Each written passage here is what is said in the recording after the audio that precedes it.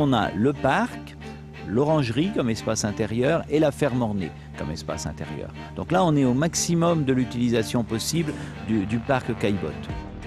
Il y a donc 39 artistes, quasiment une quarantaine, et les œuvres 80.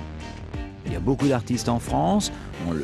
C'était d'une part plus simple, d'autre part plus juste par rapport sans doute à l'action de mécénat autrefois, enfin au 19e, de Caillebotte, de choisir des artistes en majorité français. Bon, alors il n'y a pas du tout de critères restrictifs de ce côté-là. Il y a aussi des artistes étrangers, ou des artistes étrangers qui travaillent à Paris, ou qui travaillent ailleurs en France, ou même des artistes vraiment étrangers comme Dolo, qui est un artiste africain.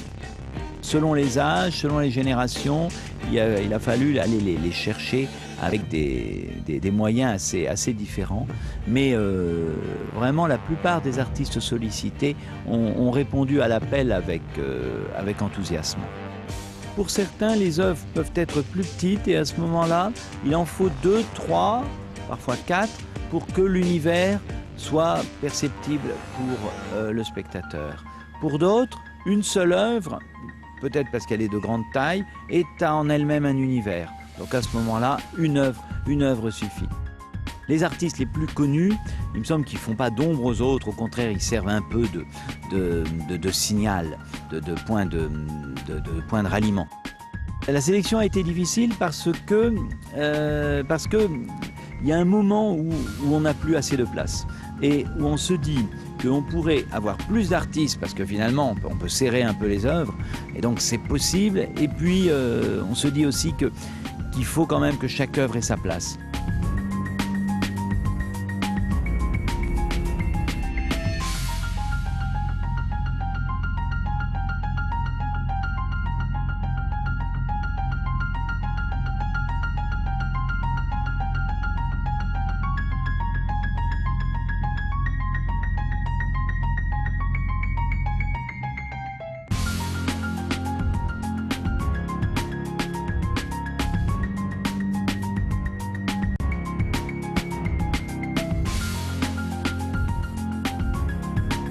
L'objectif, c'est vraiment de faire connaître et aimer la sculpture contemporaine, la sculpture d'aujourd'hui à un grand public.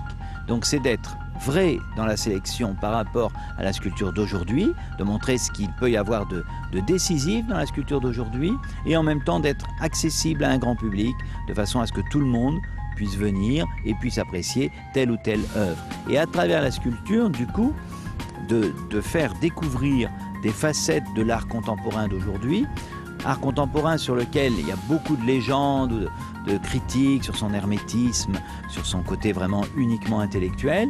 Il me semble que dans l'exposition, on peut se rendre compte que tout n'est pas forcément également accessible, mais qu'il y a toujours des œuvres qui parlent à la sensibilité des uns ou des autres.